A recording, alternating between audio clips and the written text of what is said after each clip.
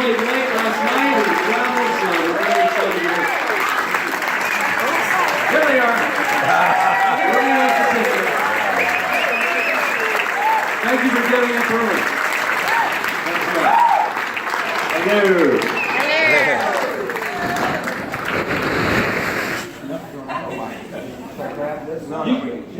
We'll share. We'll come up with a plan. All right. All right, the next band also played a concert for us last night. They hooked things up with us. What an incredible band. They've been together over 40 years. They have a compilation coming up, by the way, called The Big Box, and that's going to be on May 5th, and that's going to include all the songs that they've recorded since 2000 with videos and so much more. So here to represent the Little River Band, please join me in welcoming Wayne Nelson. Yeah.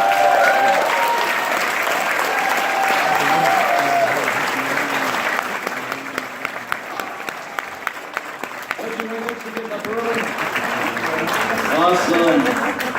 Tell you what, I'm in heaven. These guys are my musical heroes. I'm so excited to be here. And, all right, our last on the panel are a couple of guys that represent the band Orleans. They rocked this room last night till long after 1:30. And they're incredible. And talk about change.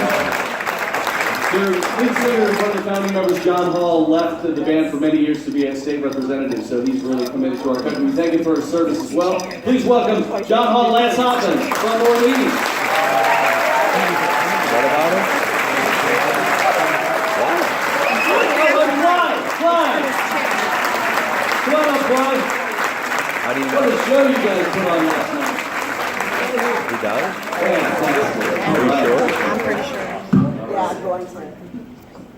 how's everybody feeling? You guys all feeling good here this morning? Chipper. That's either the ship or it'll be the free drinks at 11:30. So maybe that'll be We're dressed up for the occasion. Listen, you're on a cruise. You guys look great. Okay, fantastic. Thanks for being here. Let me start with my guys from America because, by the way, their interview yesterday on Channel 17 with Jason was spectacular. I learned a lot about the band that I never knew, and we do those panels every day at 4 o'clock with Jason as your host. So tell us about what your influences were. Obviously, you were influenced big by the Beatles, right? And what other music from the 60s? Sure. Well, both the Beatles and the Beach Boys. We say we kind of located ourselves somewhere mid-Atlantic between those two incredibly inspirational groups. Lots of other things in between, but it's basically those are the two sparks. And when you started writing music together, and I heard you reference a quote by Paul McCartney, were you looking to write songs, or were you just kind of noodling around and coming up with melodies that worked? Or were you doing it based on your influences in the 60s? I think with our cover band in high school, we began making our own little tweaks to arrangements of other songs, and ultimately that kind of morphed into songwriting itself. But we were always very inspired by the vocal harmony bands. You know, the Everly Brothers back in the day were big influences subliminally. If nothing, we were kind of born in the early 50s and all that stuff soaked in. But singer-songwriter genre, if you will, was really something we aspired to there in the mid-late 60s. So we kind of followed in the footpaths of all those great singer-songwriters. And you have a new album, CD. No, Gerry. Oh, Gerry does. Oh, okay, Gerry. Tell us about that. I put out one a month. I've lost track. No, I record, I write a lot. I come from the school of you have to write 10 to get 2. What that basically you do that with means slot machines, is I don't think they can all be winners and stuff. So I just write all the time, and then I go through and so as a result you end up with quite a bit of material. I think when we did Here and Now, an album for Sony a few years back, Dewey turned in like 4 beautiful songs, which we recorded all of, and I turned in 40. Which we had to sift through to find some good ones. Well, you certainly did. Your hits are legendary. And I love your quote that tonight you're going to play different songs from last year. Yeah. Well, it's the same tunes, but we're going to play them a little faster. This question has been on my mind for 40 years, and you're probably going to ask it, but I'm going to ask it in front of these great folks here. Your song, Horse with No Name, it's been compared... Thank you, everybody. Hope you have a good time. Which one again? You know what I like? Being from radio, this is just a little side story. We used to do the A to Z's of rock and roll, and your song and A Hard Day's Night, and A Beautiful Morning were always in the top 3 because the first letter of the song is A. It's not Horse with No Name, it's A Horse with No Name, right? That's always been a discrepancy. I don't put the A in front of it. But No? I guess the publishing is listed as A Horse. Maybe if you did, you'd be writing 10 songs. No, that has always been, and people put it out of order, and then the anal radio people make it put it back in. But my question was, because the vocal on that song sounded so much like the great Neil Young. Neil Young, yes. I don't know, I'm sure you know it, but Neil Young's Heart of Gold was #1 and was replaced the next week for the 3-4 weeks by A Horse with No Name. Yeah, we never lived it down. Every Neil Young song in the world. We love Neil Young, and we're certainly inspired by Neil, and my voice subliminally must have mean that way and so on. But my favorite story is his dad even called him, and it's in Neil's biography. He said his dad called him and said, "Hey, I love your new song." He said, "What?"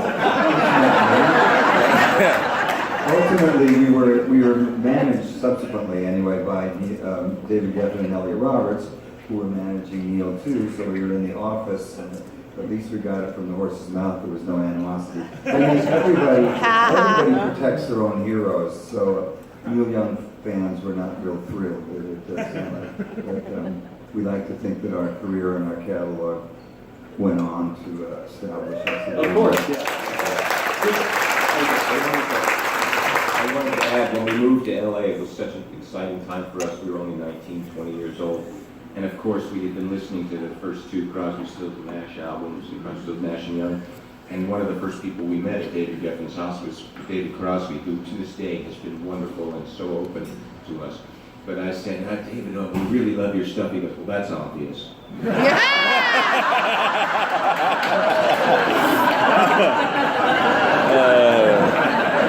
And one more history question for you guys, because this has also been in my class lectures, if I can get the answer. The first 10 or so of your albums started with the letter H, is that right? And was there a thought behind that? What was that? Patrick, Holiday? It happened kind of organically, and then it just narrowed the field. And you couldn't stop, right? Yeah. The first one was just America, but they then subsequently put A Horse with No Name, whatever, which was an H. Homecoming was the second album we came back to the U.S., so that was an apropos title. And the third album is called Hat Trick, thus the sports term 3. So those 3 happened by themselves, and suddenly went, well, that narrows the field from now on. Then our first George Martin album, we went to England, which called it Holiday, kind of a British term for vacation, and so we were going back to England for that. And subsequently, we just narrowed the field. But you stopped doing that, right? Ran out of Very cutesy. We have one of the latter albums was called Silent Letter, which is alluding to the age. We call that Silent Record, actually. I heard that one. Very good. All right. Wayne from Blue River Band, your show last night was fantastic.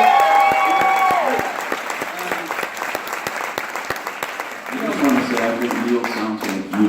I agree. You know, my wife and I we celebrate our anniversary every month. I know it's cute, right?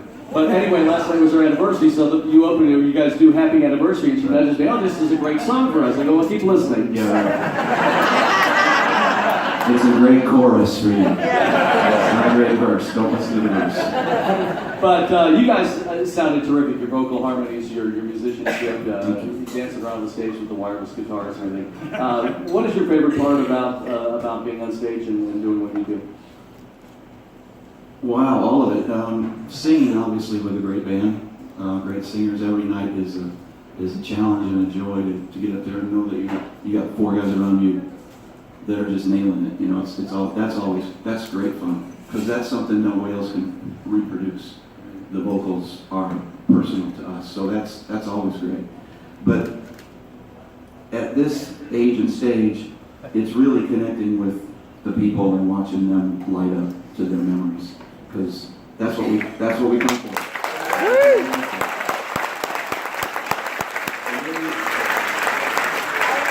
Then you get to hear people's stories afterwards as to what piece of music got them through what part of their life. I heard one last night for the first time that we got somebody through middle school. I didn't know that.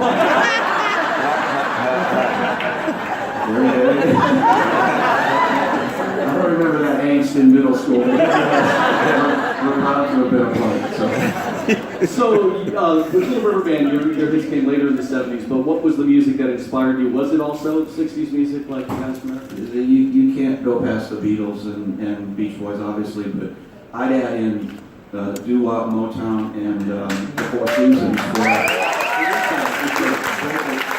Vocal bands obviously are an influence for all of us. So, but to hear guys sing together is fabulous, and then add rock and roll to it. It's very powerful. But those are the bands I was always drawn to. Was bands that had some layers to the music, and especially the vocals. Well, that's certainly true in a lot of your dance songs because they do have, you know, the messages that change throughout, you know, and No question. people breaking up and leaving. Mostly breaking up. Well, we're here to get you back together. Okay? But I think you and I talked about this, that Reminiscing was a favorite song of John Lennon. Can you tell the story?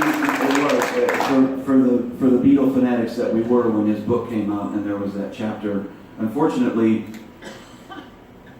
I guess it's the other side of the coin of breaking up. I mean, he broke up with one in order to be with the other, but all he had was John Lennon. All he had was the 45. So the story goes that he would go into the room with May Pang to Do some bookkeeping? canoodle. But he would only last for 3.5 minutes because then he'd have to go out and he'd have to drop the needle again on the 45 on his record player. No CDs, no repeat plays, so it was very, it must have been very frustrating for me. What was on the flip side, by the way? Do you remember? I have no idea. I never played it, I can say that. So yeah, it's kind of a badge of honor to have to know that as that song was playing,